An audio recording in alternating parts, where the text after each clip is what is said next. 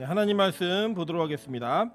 출애굽기 3장 10절로 되어 있는데 9절부터 15절까지 보도록 하겠습니다. 출애굽기 3장 9절부터 15절까지의 말씀, 저 여러분이 한 절씩 교독하고 마지막 절은 합독하도록 하겠습니다. 제 성경으로는 구약 성경 85페이지에 있습니다.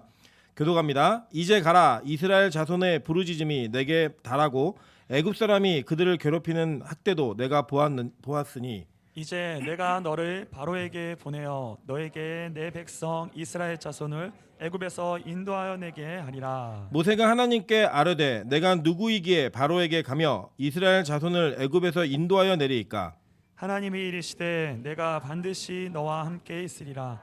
내가 그 백성을 애굽에서 인도하여 낸 후에 너희가 이 산에서 하나님을 섬기리니 이것이 내가 너를 보낸 증거니라. 모세가 하나님께 아뢰되 내가 이스라엘 자손에게 가서 이르기를 너희의 조상의 하나님이 나를 너희에게 보내셨다 하면 그들이 내게 묻기를 그의 이름이 무엇이냐 하리니 내가 무엇이라고 그들에게 말하리이까?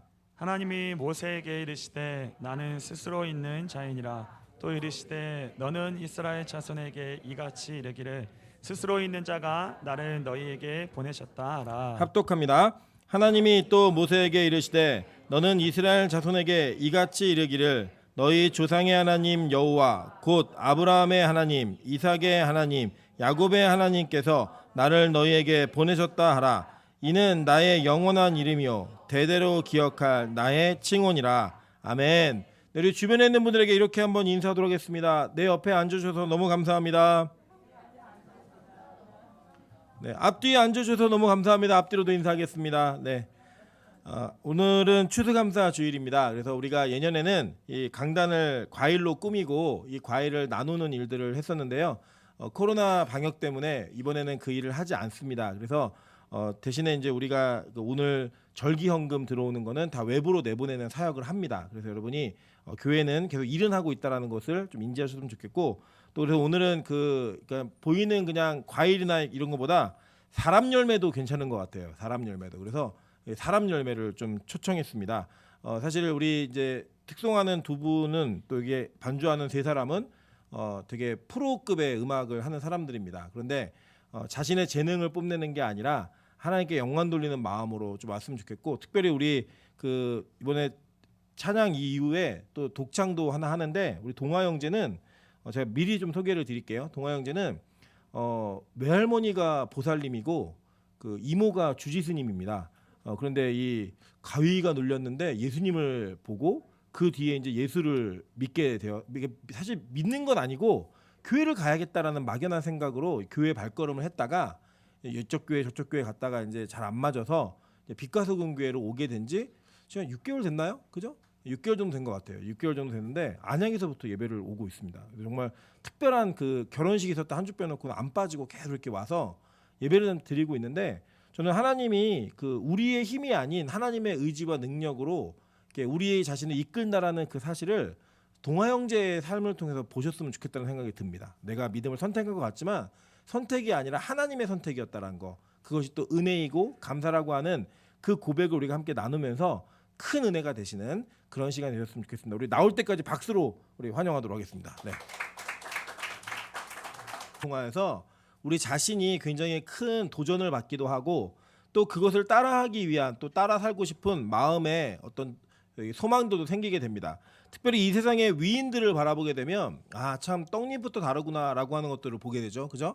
대부분 뭐 천재들이나 이런 사람들 막 소개되다 보면 그 소개되는 사람들을 통하여서 우리가 나는 참 저 사람에게 못 미치는 삶을 살고 있구나, 뭐 내지는 참 타고난 재능이 있구나, 이런 것들을 좀 보게 됩니다. 오늘도 보면은 멋있잖아요. 그죠? 뭐 모래도 멋있고, 제가 하면 모래도 이상한데 모래도 멋있는 찬양, 그리고 또 명세형제도 보면은 참 신기하지 않습니까? 안 보이는데 전 다 보이는데도 아무것도 못하는데, 저도 7주 납니다. 연주를 못해서 그렇지 7주 알아요. 근데 막 연주가 되는 걸 보고 막 이렇게 찬양으로 영광 돌리는 걸 보면서 나는 왜 안 되지? 나도 하고 싶다, 이런 마음들이 분명히 있으실 줄 압니다. 이 세상은 그렇습니다. 이 세상은 타고난 재능, 그리고 그 재능이 우리 인생 전반을 결정한다라고 믿기 때문에 그것을 가지고 있느냐 못 가지고 있느냐라고 하는 것들에 의해서 우리 인생에 결론이 주어져 있다라고 우리는 믿습니다. 그리고 이런 것들을 얘기하는 많은 내용들 가운데 이제 우리나라에 또 생긴 말들이 있죠, 그죠? 뭐 금수저다, 뭐 은수저다, 흙수저다. 뭐 그게 무슨 내용이에요? 태어날 때부터 아예 자기의 신분이 결정되어 있고 출발선이 다르기 때문에 절대 따라갈 수 없는 격차가 있다라고 믿는 겁니다. 그래서 우리는 그것이 우리 인간의 삶을 살고 우리 인간의 세계 속에 너무나 당연하고 고정불변의 원리라고 믿고 사는 것이 우리 인간 세계의 삶입니다. 여러분, 만약에 그것이 진짜라고 한다면, 그것이 다 전부라고 한다면 우리 인생은 이미 그냥 이 세상에 주어져 있는 가치와 평가의 기준으로 다 결정되어져 있습니다. 성공할 사람, 성공하지 못할 사람, 높은 자리까지 올라갈 사람, 올라가지 못할 사람, 예쁜 사람, 못생긴 사람, 이렇게 구분되어져 있는 것처럼 아예 구분되어진 결정이 그것을 운명으로 받아들여야만 하는 그런 내용들이 있을 수 있다는 겁니다. 근데 오늘 본문을 보면 이 본문 속에 나타난 모세라고 하는 인물은 우리가 이러한 가지고 있는 고정관념을 조금은 무너뜨려야만 하는, 그리고 무언가 하나님의 원리가 다르다는 걸 인정받을 수밖에 없는 아주 좋은 예가 되는 한 인물이 우리에게 등장하고 있음을 보면서 우리가 이 모세의 인생을 인도하신 하나님의 계획을 통하여 저와 여러분에게 하나님께서 어떻게 일하게 되실 것인가를 바라볼 수 있는 그런 시간이 되었으면 좋겠습니다.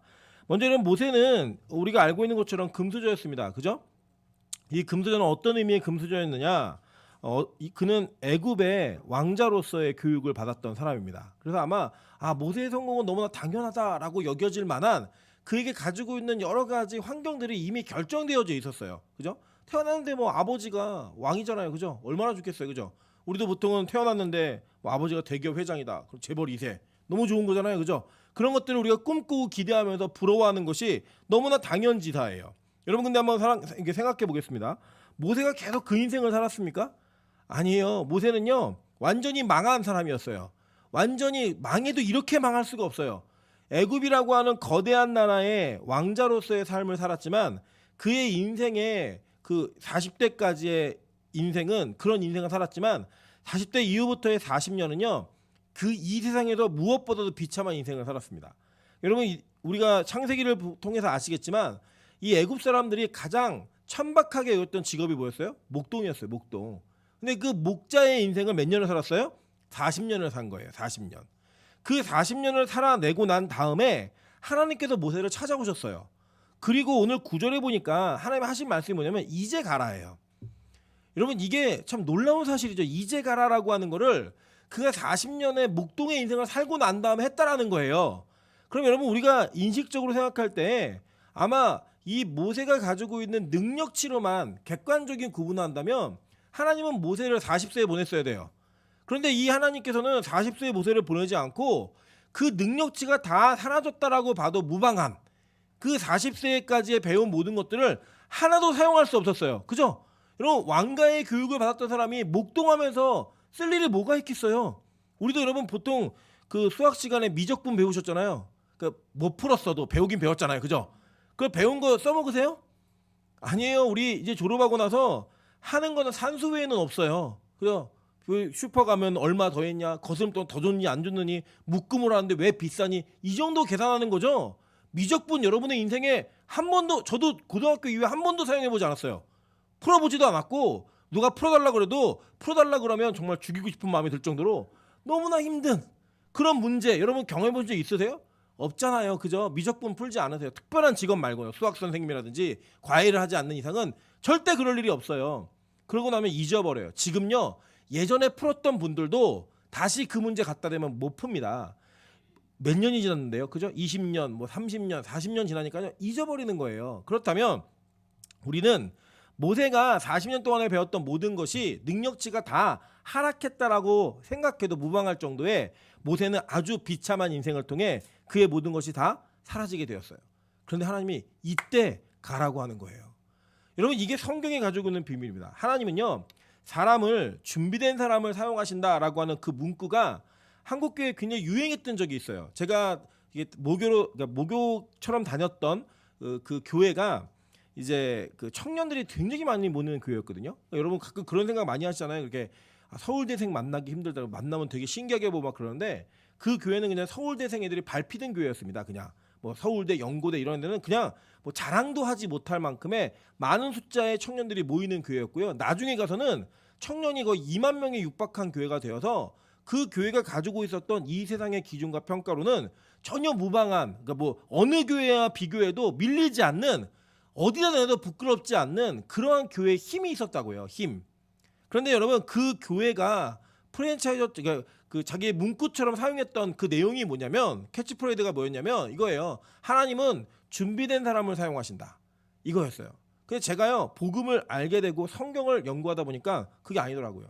하나님은 하나님이 사용하실 사람을 준비시키시는 분이지 준비된 사람을 사용하시는 분이 아니더라는 거예요. 만약에 준비된 사람을 사용하신다고 얘기한다면 우리 중에 사용받을 사람 아무도 없습니다. 그런데 하나님은 하나님이 사용할 사람을 이미 준비시키셔서 하나님의 계획 가운데 만드시는 과정을 통하여 사용하시는 분이라는 거예요. 그래서 그가 어떤 출신인지, 어떠한 배경을 가지고 있는지, 어떠한 지능과 능력을 타고났는지는 무관해요. 하나님께서 사용하고자 찍으시면 그냥 사용하시는 거예요. 오늘 그 예를 몇 가지 보도록 하겠습니다. 창세기 12장 1절입니다.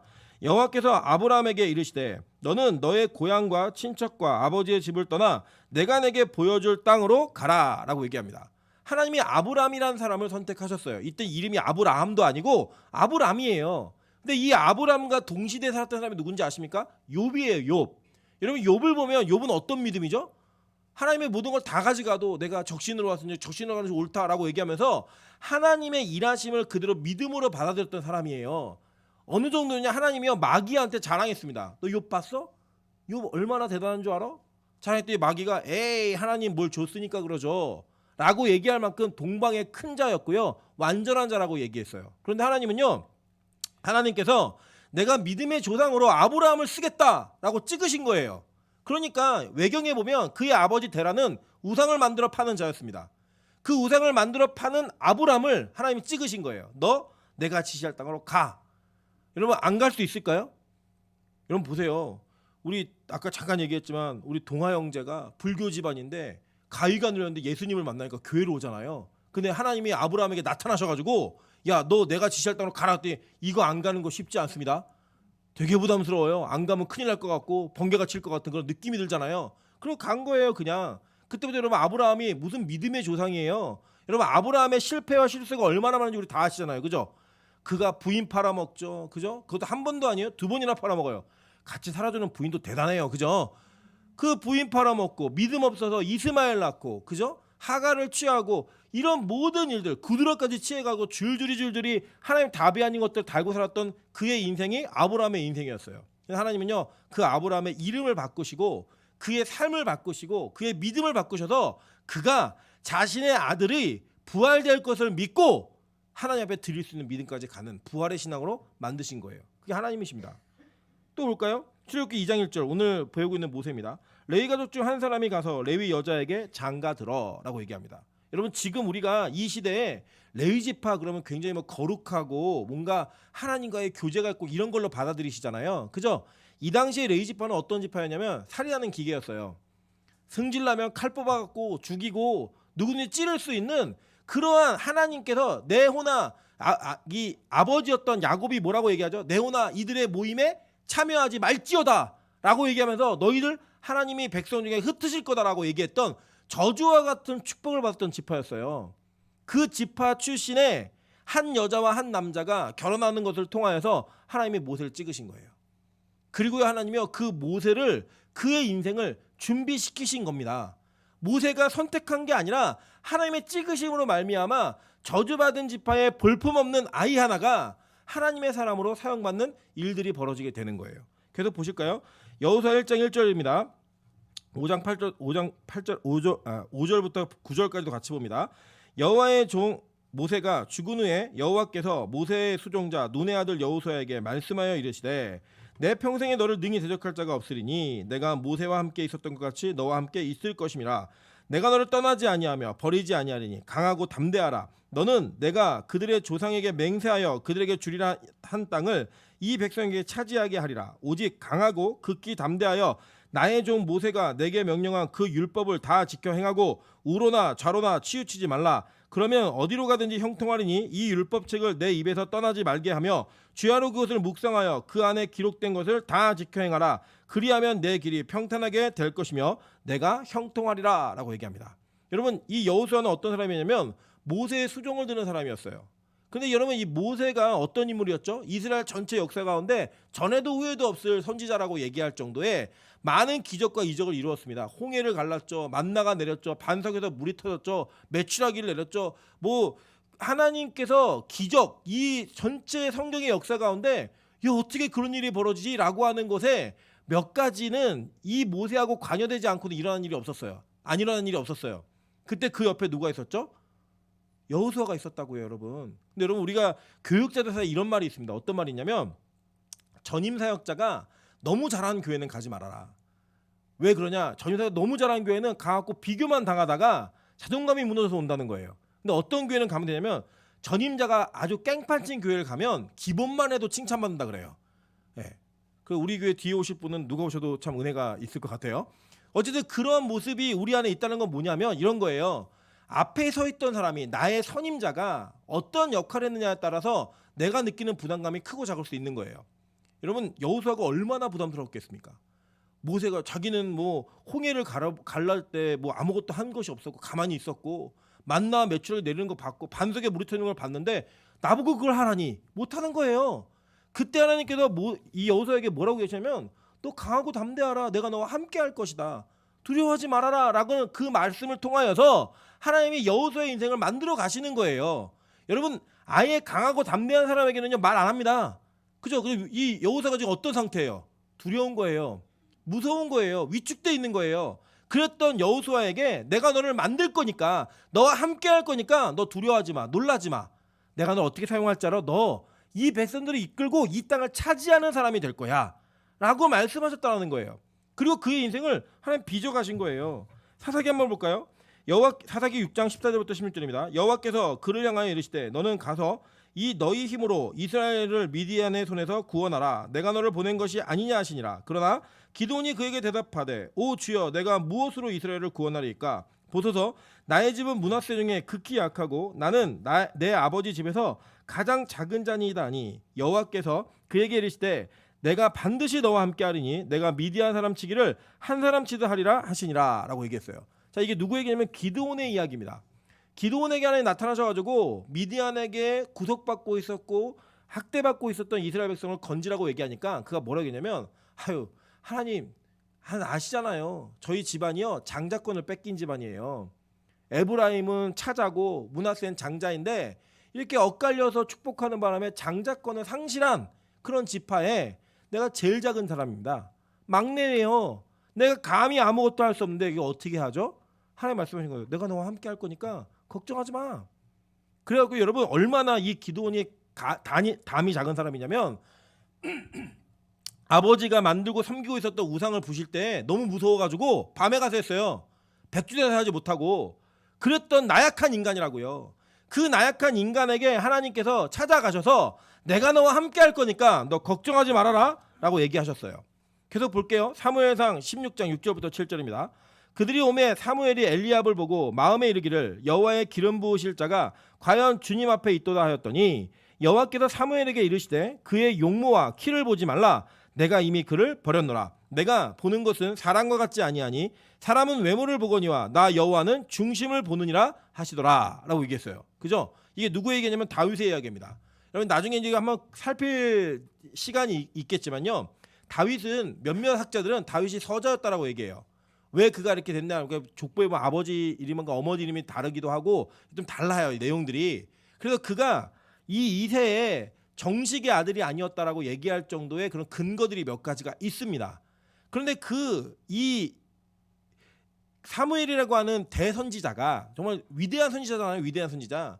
그 위대한 선지자가 그 집안에 가가지고요. 사람을 선택하려고 할 때 그 위대한 선지자의 눈에 엘리압이 눈에 확 띈 거예요. 어느 정도 띄었냐면 와, 이 사람 하나님 택한 사람이네. 딱 보니까 인상도 좋고요. 통체도 좋고요. 목소리도 멋있고 막 노래하는데 동굴 소리 나고 저는 최양락 같고 그죠? 막 그런데 막 이런 보면서 야, 이 사람은 정말 하나님의 사람이구나 라고 여길 정도의 외모가 있는 사람이 딱 선 거예요. 그러니까 기름 부으려고 할 때 하나님 스톱. 나는 외모를 보지 않아. 난 이미 그를 버렸어. 나는 중심을 보느니라 라고 얘기한 거예요. 여러분 이걸 제가 몇 번 설명을 드린 적이 있는데 이야기처럼 꾸며볼게요. 이러고 나서 이제 다 지나갔는데 아무도 없는 거예요. 사무엘이 묻는 거죠. 아무도 없어? 더 없어? 아들 하나가 있는데요. 그게 뭐 볼품 없어가지고 저희가 그 양치라 그랬어요. 데리고 와. 그랬더니 막 양치고 있는데 막 부르는 거예요. 다윗, 다윗, 너 아빠가 빨리 오래. 그 막 양치던 거 그만두고 막 온 거예요. 왔더니 어떤 할아버지가 머리에다가 다짜고짜 기름을 붓더니 귀에다 대고 얘기한 거, 너 이스라엘 왕 될 거야. 이게 뭔 소리예요? 집에서도 멸시천대를 받아가지고 귀한 손님이 왔을 때 너 들판 가서 양치고 있어라고 얘기했던 그에게 하나님의 기름 부음 받은 그 기름 부으시고 그 기름 부음 받은 그날부터 그의 인생에는요 자신이 예측할 수 없는 일들이 벌어져요. 뭐 했죠? 양치다가 형들 심부름 가가지고 뭐 했어요? 골리앗 때려잡고, 그 전에는 양치고 노래 부르고 막 그거 했거든요. 할 게 없으니까 그냥 노래 부른 거예요. 계속 기타 치면서 수금 틀면 노래 불렀더니 왕이 막 귀신에 시달리는데 네 수금을 틀면은 좋을 것 같으니까 가자. 가고 그거 하고 하나님의 일들을 벌리셔갖고 진짜 집안에서 막내였고 아무 볼품 없었던 그 아이 하나가 하나님의 왕으로 세워지는 거, 그거 누가 한 거예요? 얘가 왕 된다고 얘기했어요? 아니에요. 왕의 꿈을 품었어요? 아니에요. 뭐 왕 되려고 열심히 준비했나요? 아니에요. 그는 아무것도 할 수 없는 존재였어요. 가능성이 없는 존재였다고요. 하나님 선택하니까 하나님이 부르셔서 그의 인생을 만들어 가신 거예요. 여러분, 하나님은요 이렇게 자신이 택하고 선택한 사람들을 자신의 방법대로 만드시는 분이시지, 여러분이 뭘 준비했다라고 뭘 준비했기 때문에 뭐가 있기 때문에 사용하시는 분이 아니라는 거예요. 근데 우리 착각은 뭐냐면 자꾸 무엇을 준비를 해야지만 하나님이 나를 사용한다고 믿어요. 그래서 이 세상에서 남들이 부러워할 만한 조건과 자격을 갖추는 일에 목숨을 겁니다. 좋은 대학을 가고 많은 재산을 가지고 뭔가 화려하게 꾸며짐으로 말미암아 보여지는 것들이 충만풍성해지면 그것을 은혜라고 얘기하고 복이라고 얘기하면서 그것을 인하여서 누군가를 하나님의 사람으로 세워갈 때 그 기준이 우리의 눈을 지배하고 그 기준이 우리의 인식을 통치하는 그런 일이 벌어지고 있다는 거예요. 그래서 많은 젊은 사역자들, 특별히 청소년들과 청년들 사역자들 사이에 많은 사람들이 자기 강화의 복음을 전하고 있습니다. 너를 강하게 만들어, 널 힘세게 만들어, 누구보다 어떤 누구도 너를 넘볼 수 없게 만들어. 그러면 하나님이 사용하실 거야. 웃기지 마십시오. 하나님이요 여러분의 그 조건을 사용하신다면, 여러분이 가지고 있는 그런 능력을 사용하신다면 적어도 저와 여러분 탈락입니다. 우리는요 신문에 날리는 딴 거 없어요. 사고 쳐야 나요. 네. 우리의 일거수일투족을 세상 사람들이 집중하지 않습니다. 우리 그렇게 대단한 사람들은 아니에요. 그런데 하나님이 우리를 이렇게 그냥 가지고 있는 조건으로 우리를 평가하신다면 여러분 예수 믿지 마세요. 여러분 끝났어요. 인생에 무슨 큰 변화가 있겠어요. 제가 가끔 그런 얘기합니다. 우리 이주영 목사님하고 노대현 전사하고 얘기할 때 이런 얘기예요. 노대현은 좋겠다. 이제 30밖에 안 됐으니까. 몰에서 굴러도 얼마나 시간이 많니. 그 얘기를 이 목사가 합니다. 그럼 저는 이주영 목사 너무 부러워요. 내가 전화하면 내가 뭘 해도 할 텐데, 다시 시작해도 정말 잘할 수 있을 텐데. 그리고 저를 보는 권사님들은 또 집사님들 장로님들 그런 생각 하시겠죠. 그죠? 내가 임철 목사 나이면 진짜 교회를 개척할 텐데, 이런 얘기 안 하시겠어요? 우리 마음에 그런 생각이 있잖아요. 그죠? 다 우리는 과거에 지나간 시점들을 통하여서 내가 그때 뭘 했으면, 뭘 준비했으면 뭐가 됐을 거라고 믿어요. 근데 여러분 그런 일은요 일어나지 않습니다. 이 세상의 평가와 기준을 가지고 있는 그 기준이 하나님이 여러분을 선택하는 기준이 아니라는 거예요. 만약에 그랬으면 저 여러분 끝났어요. 예수 믿지 마세요. 바울은요 고린도 교회에게 이렇게 말합니다. 고린도전서 1장 24절부터 29절입니다. 오직 부르심을 받은 자들에게는 유대인이나 헬라인이나 그리스도는 하나님의 능력이요 하나님의 지혜니라. 하나님의 어리석음이 사람보다 지혜롭고 하나님의 약하심이 사람보다 강하니라. 형제들아 너희를 부르심을 보라. 육체를 따라 지혜로운 자가 많지 아니하며 능한 자가 많지 아니하며 문벌 좋은 자가 많지 아니하도다. 그러나 하나님께서 세상의 미련한 것들을 택하사 지혜 있는 자들을 부끄럽게 하려 하시고 세상의 약한 것들을 택하사 강한 것들을 부끄럽게 하려 하시며 하나님께서 세상의 천한 것들과 멸시받는 것들과 없는 것들을 택하사 있는 것들을 패하려 하시나니 이는 아무 육체도 하나님 앞에서 자랑하지 못하게 하려 하심이라. 아멘. 이게 뭐예요? 제가 현대어로 변형시켜 드릴게요. 야 니들 다 찌질이야. 너희들 다 볼품없어. 세상에서 쪼다라고 여기는 사람들이야. 그런데 너희를 하나님 택하셨어. 왜 그런지 아니? 하나님의 능력을 나타내기 위해서, 우리가 자랑할 게 없게 하기 위해서 하나님 일부러 그렇게 하신 거야 라고 말하시는 거예요. 이게 얼마나 놀랍습니까? 저는 그래서 제가 예전에 얼마나 교만했냐면요, 제가 그 속된 말로 세상에서의 잘 나가는 전성기가 있었거든요. 세상적 기준으로. 그럼 생각해 보세요. 이 29에 대학교 교수가 되고 제가 29에 30에 31살에 벌던 돈이 지금보다 훨씬 많이 돈을 벌었습니다. 과외 선생하고 뭐 하면서. 그러면 제가 얼마나 교만했겠어요. 그래서 저희 동기들 가운데 그 30대 초반에 우리 동기들 중에 제일 잘 된 사람, 그러면 제 이름이 항상 나왔어요. 그리고 이제 친구들이 제가 청소년 사역도 하고 그러니까 청년 사역도 하고 그러니까 우리 교회 집회 좀 와달라 그러면요 전혀 대전 이하는 안 갔습니다. 멀어가지고 힘드니까. 그 정도로 교만한 사람이었어요. 저를 제 자신이 남들에 비하면 당연히 내가 제일 빨리 제일 먼저 이런 것들의 기준이 저는 굉장히 높았던 사람입니다. 하나님이요 저의 인생을 30대부터 손대기 시작하시는데 이러한 나락과 절벽은 여러분 경험해 본 적이 없으실 거예요. 어느 정도냐. 하나님 저 정말 매일 기도했다니까요. 하나님 내일 아침에 눈을 뜨지 않게 도와주십시오.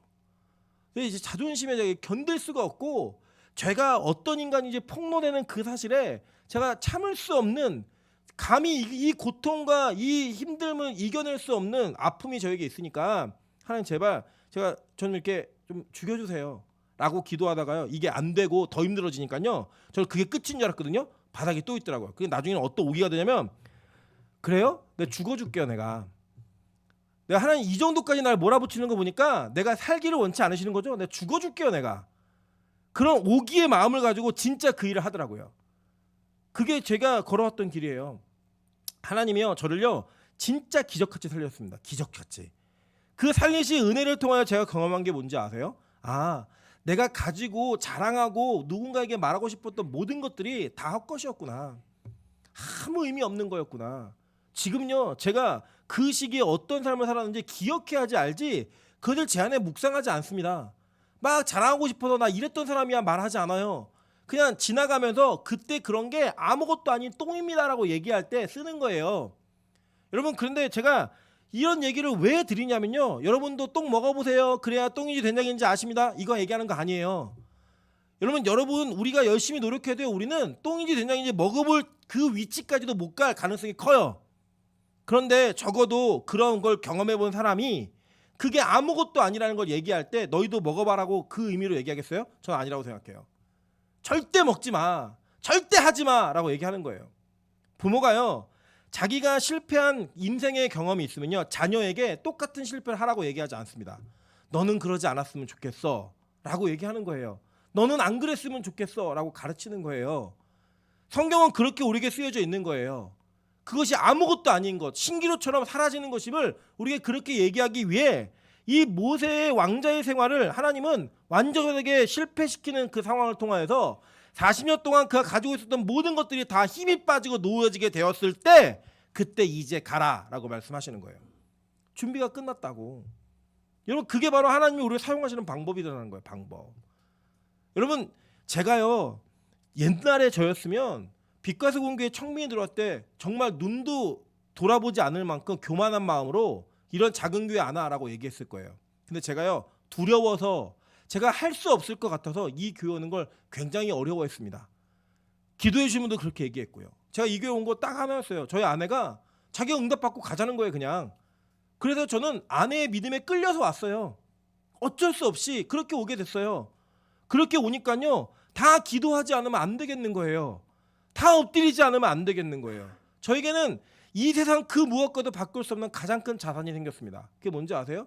하나님을 의지하지 않으면 안 된다라는 거. 내가 갖고 있는 모든 것들이 아무것도 가치 없는 거라는 것을 깨닫게 되었어요. 여러분 저는 여러분이 그 길을 똑같이 걷고 알기를 원치 않습니다. 그냥 여러분 안 가보셔도 그 길은 너무 힘든 길이니까 안 가셨으면 좋겠어요. 그냥 듣고서 안 가. 물론 제가 이렇게 말씀드리기 전에도 이미 걸으신 분들이 계실 거예요. 아무것도 아니라는 거 우리가 알지만 그걸 놓기가 힘든 거예요. 왜요? 여전히 우리는 세상적 기준이 있으니까. 여전히 우리는 세상이 보는 눈으로 우리를 바라보니까.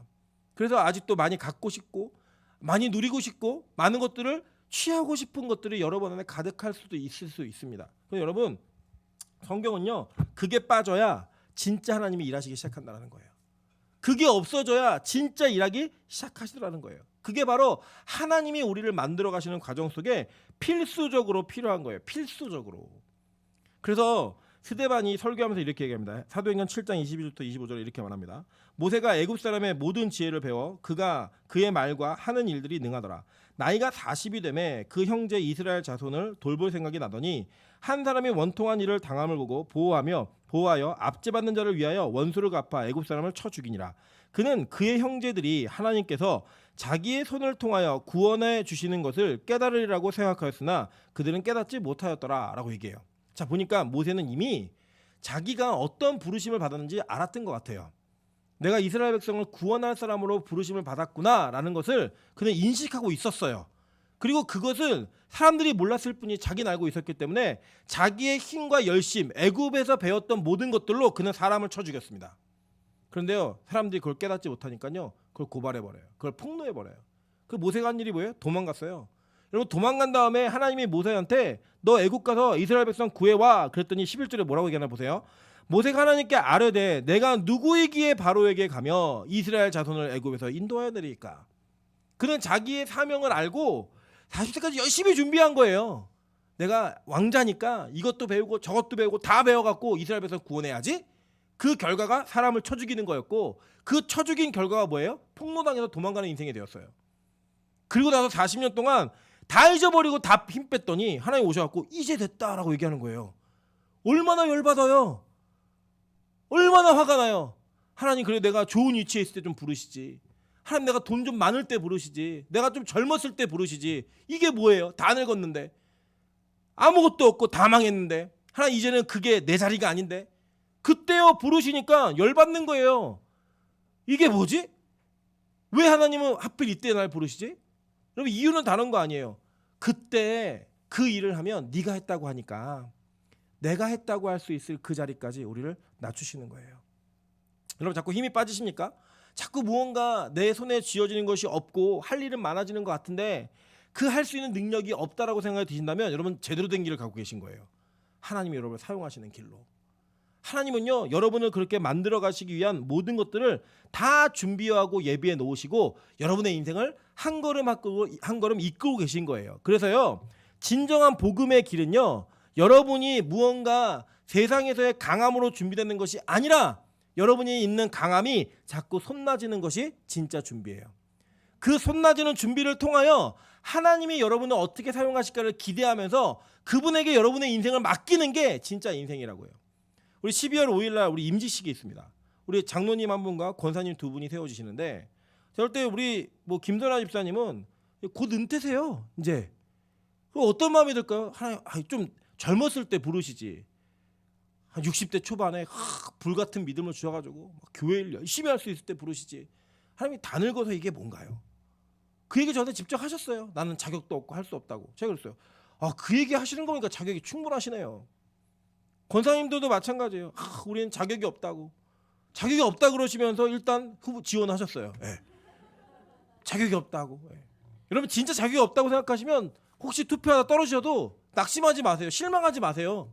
자격이 없는 사람이 됐는데 안 된 건데 뭘 그 실망스러워요. 앞으로도 우리 교회 인지투표가 계속 있을 텐데 안 되더라도 시험 들지 마세요. 요새는요, 시험 들까봐 투표 조작을 해가지고 그게 합격할 수밖에 없게 만드는 일도 비일비재합니다. 근데 우리 교회는 저는 꼭 한 번은 안 되는 분이 있었으면 좋겠어요. 근데 그 안 되는 분이 믿음으로 일어나는 거예요. 그래요, 주님, 제가 부족합니다. 제가 1년 동안 다시 와신상담, 주님을 의지하는 그 능력을 다시 한번 경험하고 싶습니다. 그래서 그렇게 다시 세워지는 분들이 있었으면 좋겠어요. 그런 과정을 통하여 하나님이 우리를 사용하시는 방법이 무엇인가를 깨달으시면요, 우리 절대 세상과 경쟁하지 않습니다. 세상에 힘을 다하지 않는다라는 거예요. 여러분, 모세는요, 이 40년의 광야 훈련 끝에 애굽으로 보내졌지만 그 사명이 뭐였는지 아세요? 거기 그 애굽에 세상의 최첨단의 문화를 누리고 있었던 이스라엘 백성 전체를 다 이끌고 광야로 나오는 거예요. 그게 사명이었다고요. 그렇게 훈련받은 자가 애굽에 들어가 사는 것이 하나님의 계획의 목적이 아니었고, 가가지고 거기 있는 사람들을 다 건져내오는 게 하나님의 방법이었다고요. 여러분, 애굽과 가나안 땅은요, 비교할 수 없는 화려함과 척박함이 나눠져 있는 땅이었습니다. 지금으로 얘기하면 우리가 보통 뭐라 하죠? 아메리칸 드림 이런 거 얘기하잖아요. 미국의 그 화려함, 세상이 보는 세상의 최고의 문화, 최첨단의 과학이 비일비재하게 있는 곳이 어디였어요? 애굽이었어요. 모세 그거 다 경험했던 사람이에요. 그런데 하나님은 모세를 어디서 훈련시키셨어요?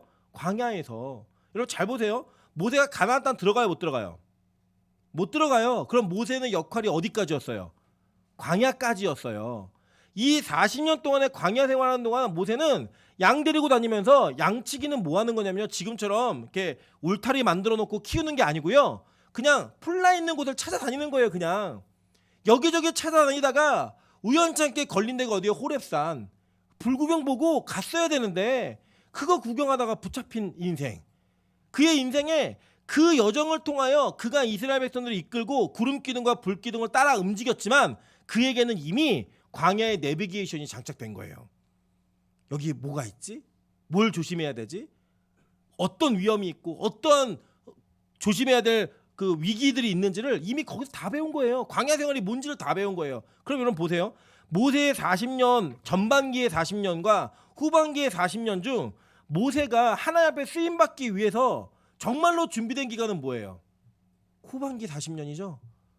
우리 생각과 완전 다른 거예요. 우리가 볼 때는 전반기 40년이 훨씬 더 화려한데 스펙을 갖추고 무언가를 취할 수 있는 여러 가지가 있는데 후반기의 40년이 모세의 사역에는 너무나 맞는 사역이었다니까요. 너무나 적절한 사역이었다니까요. 그게 하나님 방법이에요. 그 여러분 어떤 때는요. 여러분이 원하지 않는 길로 하나님 여러분 인도하실 때가 있어요. 나는 이거 아닌데. 나는 이거 싫은데. 이런 것들이 여러분 안에 준비되어질 때가 있다고요. 그때 여러분 그게 뭔지 아세요? 하나님이 여러분을 인도하시는 과정 가운데 있는 거예요. 언젠가 써먹기 위해서. 내가 이걸 왜 하고 있지? 내가 이걸 도대체 왜 하고 있는 거야? 라는 그 생각이 들 때 여러분 포기하지 마시라니까요. 하나님이요 여러분을 사용하시려고 하면 여러분의 마음을 감동시키세요. 여러분의 마음에 내가 예상하지 않았던 일들을 계속 불어넣어 주세요. 여러분이 제가 어저께 저희 청년들 몇 명하고 이제 식사를 같이 하고 있는데 뭐 그런 결혼 얘기가 나왔어요. 결혼 얘기가. 그래서 저희 아내한테 물어보더라고요. 어떻게 하다 결혼하게 됐냐 했더니 하나님이 눈에 콩깍지를 씌워주시면 방법이 없대요. 끝난 거래요. 그 언제 벗겨졌냐고 결혼하자마자 벗겨졌대요. 네. 그 결혼하는 그 기간 시즌 동안에만 딱 콩깍지가 씌워진 거예요. 그 생각할 수 없는 마음이 막 부를 때 일어나는 거예요. 여러분 만약에 여러분 갑자기 새벽에 하나님 공부를 시키신다. 하나님 뜻이 있는 거예요. 막 새벽에 일어나고 눈 뜨자마자 영어 단어가 자꾸 외워진다. 뜻이 있는 거예요. 여러분 글로벌하게 사용하시 하나님 뜻이. 여러분 그래서요 우리가 보통 청년들 애들에게 뭐라고 얘기하냐면 꿈을 가져라. 너 뭐 되라? 뭐 되라라고 답을 줘요. 그렇게 하지 마세요. 그거는요 여러분의 답이에요. 엄마가 피아노 못 쳤다. 넌 피아노 꼭 쳐야 된다. 엄마가 공부 열심히 못했다. 너는 무조건 해야 된다. 여러분 그냥 기대를 하지 마세요. 여러분의 등수에서 오차범위 플러스 마이너스 10 거기 여러분의 아들의 성적이 있어요. 여러분 자녀의 성적이 있고 끝이야. 그냥 거기서 천재가 갑자기 나오지 않더라고요. 그러니까 오차범위에 있는 3% 빼놓고는요 그냥 그대로예요. 그냥 그게 우리가 가진 인생이에요. 근데 그 아이에게 여러분의 꿈을 투영시키지 마시라고요. 오히려 뭘 하셔야 되냐면 하나님이 이 아이의 인생을 어떻게 이끄실지를 보셔야 되는 거예요. 이 아이가 갑자기 나는 예상하지도 않았는데 뭘 자꾸 하는 거예요. 그걸 보면서 혹시 이게 하나님의 인도하심인가? 하나님이 준비시키심인가? 그렇다면 내 기준과 맞지 않더라도 도와주는 거예요. 밀어주는 거예요. 여러분이 생각과는 다르더라도 그것을 인정해 주는 거예요. 그게 하나님이 여러분에게 원하시는 하나님의 방법을 따라가는 방법일 수 있다는 거예요. 왜냐? 하나님은요 우리 각자를 인도하시는 모든 방법이 다 달라요. 천차만별이에요. 하나님이 여러분을 교회로 인도하시는 방법이 다 달랐듯이 하나님이 여러분을 이끌어 가시고 만들어 가시는 방법도 다 다르다고요. 어떤 애는 고난으로, 어떤 애는 축복으로 모든 일들이 우리가 예상할 수 없는 방식으로 일어납니다. 그게 하나님의 방법이에요. 그래서 우리는 그 방법대로 따라가야 되는 겁니다. 여러분 그게 바로 믿음인 거예요. 보세요. 사도행전 7장 29절부터 34절입니다. 모세가 이 말 때문에 도주하여 미디안 땅에서 나그네 되어 거기서 아들들을 낳으니라. 40년이 참에 천사가 시내산 광야 가시나무 떨기 불꽃 가운데 그에게 보이거늘 모세가 그 광경을 보고 놀랍게 여겨 알아보려고 가까이 가니 주의 소리가 있어 나는 내 조상의 하나님 즉 아브라함과 이삭과 야곱의 하나님이라 하신대 모세도 무서워 감히 바라보지 못하더라. 주께서 이르시되 내 발에 신을 벗으라. 내가 서 있는 곳은 거룩한 땅이니라. 내 백성이 애굽에서 괴로움 받음을 내가 확실히 보고 그 탄식하는 소리를 듣고 그들을 구원하려고 내려왔노니 이제 내가 너를 애굽으로 보내리라 하시니라. 이게 준비 완료인 거예요. 광야 40년이 전반부의 40년은 광야로 가게 했고 광야의 학교가 그의 인생의 모든 것들을 끝내게 되니까 하나님이 얘기하는 거예요. 이제 가라 라고 얘기하시는 거예요. 여러분 아직 우리가요 하나님의 방법대로 사용받을 준비가 안 돼 있기 때문에 이제 가라라는 그 사명이 안 주어질 수 있어요. 그 사명이 여러분에게 들려지지 않을 수 있어요. 그런데 여러분의 인생은 고난이에요. 뭐가 안 돼요 자꾸. 뭐가 꼬여요. 뭐가 자꾸 뒤틀려져 있어요. 그때 여러분 힘들어하지 마시라고요. 하나님이 여러분을 이제 가라라고 하는 상태로 만들기까지 여러분을 인도하고 계신 길인 거예요. 그 준비가 여러분에게 선행되어야 하지만 그렇게 여러분 준비되어야 하지만 하나님께 사용받는 모세의 40년처럼 여러분의 인생이 사용받을 수 있다는 거예요. 우리 옆 사람이 이렇게 인사하겠습니다. 만들어져 가고 있는 중입니다. 네, 앞뒤로 인사하겠습니다. 옛날 같았으면 난 당신하고 같이 안 앉아 있습니다. 여러분 왕년에 잘 나갈 때 괜찮을 때 우리 서로 안 봤어요. 내가 너랑 어떻게 어울려? 나는 너랑 급이 달라. 이런 생각이 우리 안에 있었을까요? 없었을까요? 있었다니까요. 분명히 있었다니까요. 그런데 하나님은 우리 인생을 다 망가뜨려 놓으니까요. 우리 인생이 바닥으로 내려가니까요. 이제 하나님이 사용하실 준비가 되어 있는 거예요. 끝난 거예요. 저는 우리 빛가서공교회가 그런 은혜를 누리기를 간절히 소망합니다. 여러분 진짜 우리 성도들이요. 이러한 인생의 걸음 속에 하나님이 이제 가라라고 말할 준비가 끝나는 그러한 끝남을 통하여서 사명이 부여되어지는 그런 은혜가 있기를 정말 간절히 소망합니다. 특별히 여러분 우리 청년들과 우리 중고등부 그리고 유치부에 있는 아이들 놓고 기도해 주십시오. 이 아이들의 인생에 하나님의 인도하심을 따라 걸을 수 있는 그 은혜의 섭리가 있게 도와주시고 우리는 그것을 볼 수 있는 눈이 있게 도와달라고 그렇게 기도하셔야 돼요. 제가 얼마 전에도 좀 안타까운 소식을 들었는데 어떤 교회가 한 100명 이상의 인원으로 막 늘었다는 거예요. 20명으로 출발했는데 근데 그 교회에 오랜만에 가봤더니 그 교회 인원이 절반이 줄어있더래요. 그 왜 그러냐 가봤더니 교회가 중고등부 아이들, 청년들 아이들의 중심으로 막 움직이니까 어른들이 우리 이 교회 못 다니겠다고 50명이 떠났다는 거예요.